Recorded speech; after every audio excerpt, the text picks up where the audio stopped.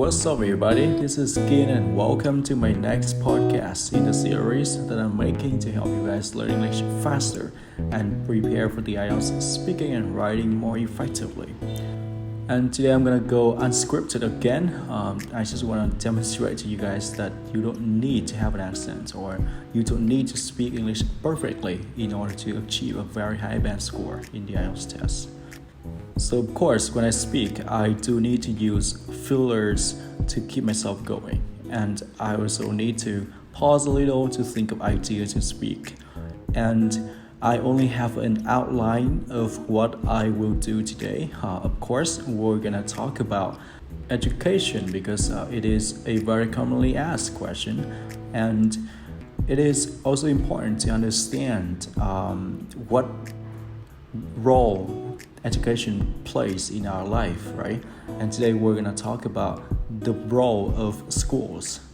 Well, many people actually believe that schools are simply a vehicle for the government to produce productive members of society rather than to benefit children individually. What do you think about this opinion? On a governmental level, I feel like it makes sense to think so because if children are better educated, then we can expect to have a better workforce, a better educated workforce. And in turn, the government can also expect economic growth in the future. And it is very reasonable to think so.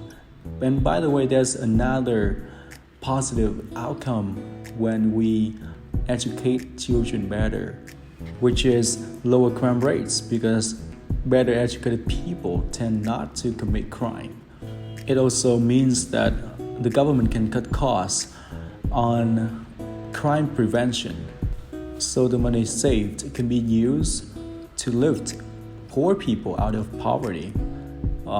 It seems to be a good strategy and it seems to be a reasonable idea. And schooling seems to serve this function, right? But it is very dangerous to see schooling in this light because this leads to indoctrination and manipulation. Children may be educated into cogs and machines that serve only the purpose and the interests of the government, not themselves, because children are not taught to be individual thinkers who can think for themselves and who can actually criticize the status quo.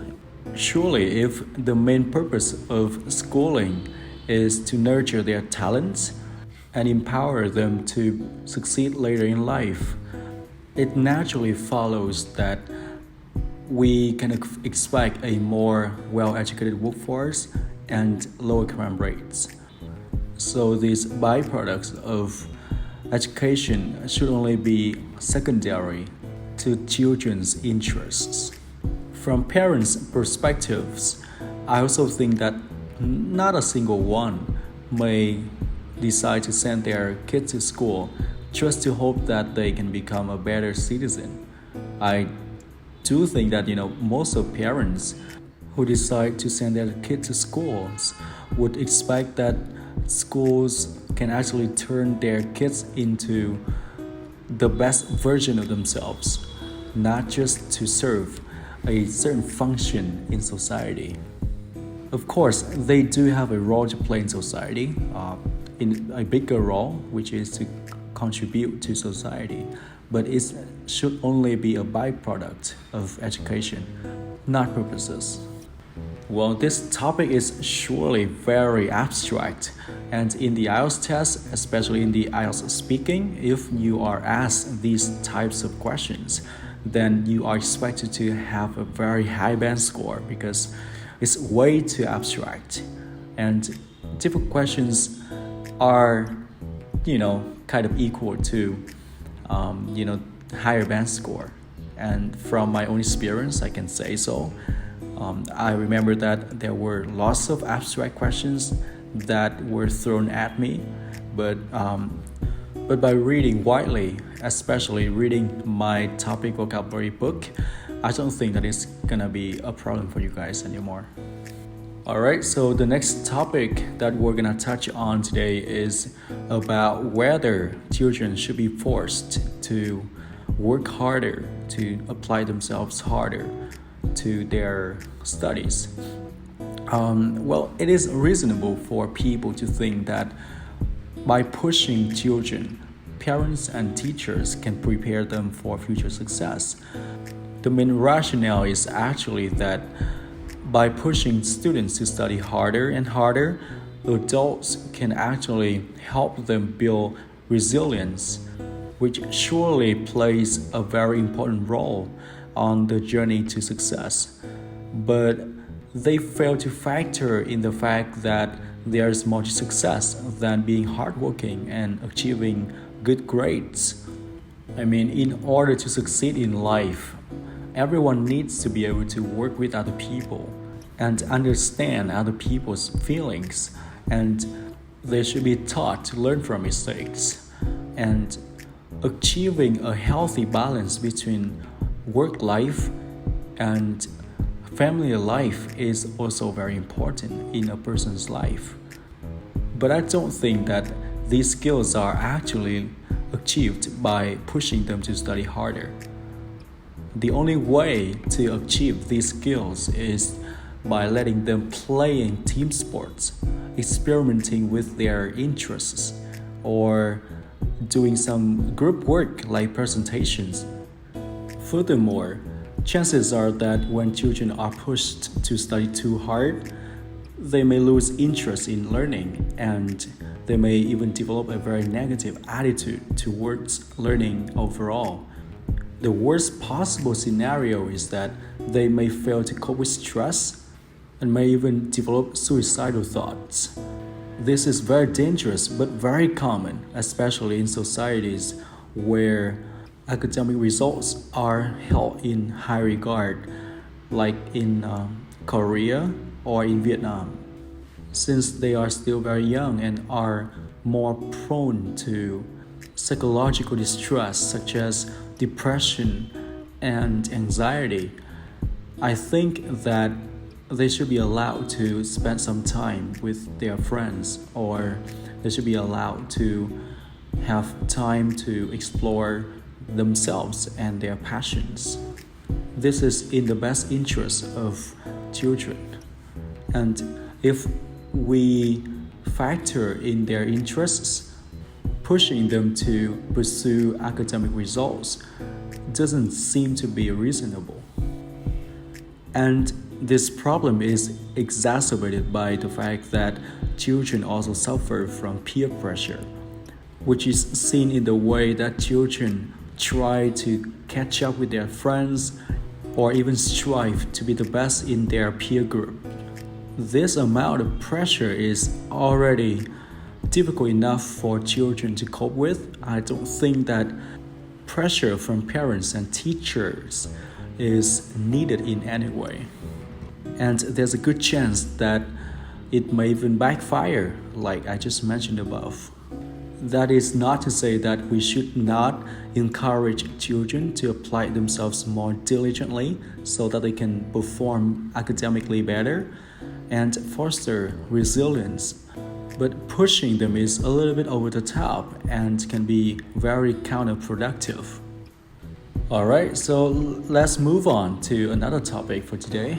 And the next topic is probably about whether children should be educated separately. According to their genders. So some people think that it is better to educate boys and girls in different schools. What do you think about this opinion? Well, I think it is best for children to be educated together, because by educating both boys and girls in the same school, we can actually make sure that they know how to treat the other gender with respect, and they learn how to communicate with the other gender. This is very important in life, because when they enter the workplace, they are expected to work with lots of people, especially people from the opposite sex. And they will have families in the future too. So it is important that they learn how to live with their spouse in harmony. And this can only be done by educating them together at a very young age so that they learned the importance of treating people of the opposite sex in the right manner. Otherwise, boys may develop very negative attitude towards girls and vice versa, and they will have a very hard time adapting when they become adults. Of course, one can argue that single-sex schools better prepare children for their future success. This is because without the presence of the opposite sex, both boys and girls are less likely to develop relationships at too early an age, and they have more time to focus on their studies. This argument seems reasonable, but I don't think that it is really sound or it is really cogent, because if they do not meet children of their opposite sex at school, there's still a good chance that they can do so online, because we have many social media platforms like Facebook or Twitter. Some of them may even cheat their age and use Tinder. We can't really prevent them from doing so. There's no one to monitor what apps they actually installed on their phone, right? Their parents may be able to do so, but I don't think that parents have the authority to do so, because they also need to respect their children's privacy. And another argument is often put forward to advocate the use of single-sex schools is that the environment in these schools is often more relaxed, and therefore children are less afraid of being judged when they do things that are predominantly done by children of their opposite sex.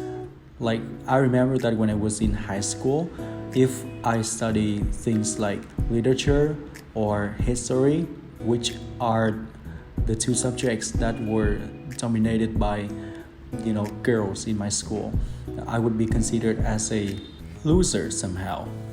But this benefit doesn't really